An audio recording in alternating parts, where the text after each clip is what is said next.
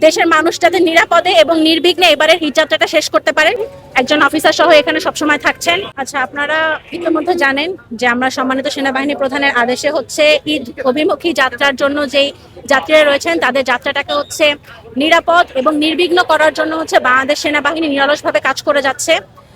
আর নিরাপত্তার কথা যেটা বলছেন, আমরা অন্যান্য আইনশৃঙ্খলা বাহিনী এবং আমাদের যে পেট্রোল টিম রয়েছে যেটা সর্বক্ষণ সর্বদা এখানে উপস্থিত থাকে, যে কোনো ধরনের নিরাপত্তা প্রদানের জন্য আমরা এখানে সবসময় থাকছি এবং দেশের মানুষ যাতে নিরাপদে এবং নির্বিঘ্নে এবারের ঈদ যাত্রাটা শেষ করতে পারেন সেই জন্য হচ্ছে আমরা নিরলসভাবে পরিশ্রম করে যাচ্ছি এবং করে যাব।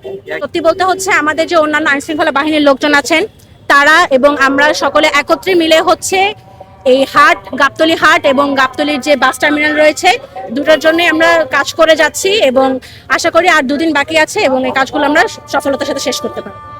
আচ্ছা, গাবতলী বাস টার্মিনালের ক্ষেত্রে বলবো যে এখন পর্যন্ত টিকিট সংকটের কোনো অভিযোগ আমরা পাইনি, তবে ভাড়া আদায়ের কিছু অভিযোগ আমরা শুরুর দিকে পেয়েছিলাম, যেটা এখন অবশ্য নেই।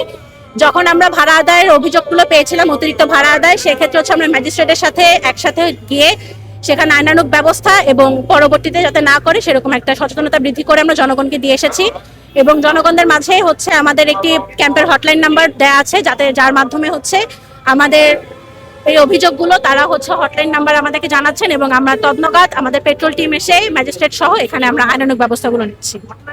আচ্ছা, এখন পর্যন্ত আমাদের কাছে বাস টিকিটের সংকট নিয়ে কোনো অভিযোগ আসেনি। আসলে অবশ্যই আমরা এটার বিরুদ্ধে অ্যাকশন নিব ম্যাজিস্ট্রেট সহ এবং অন্যান্য আইনশৃঙ্খলা বাহিনীকে নিয়ে।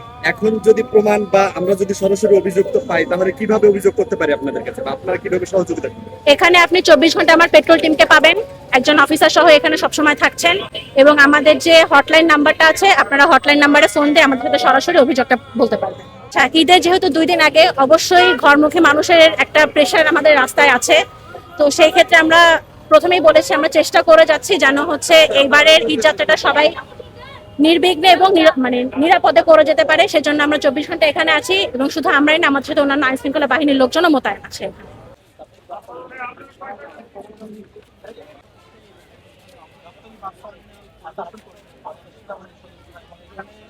কোনো ধরনের অভিযোগ পেলেই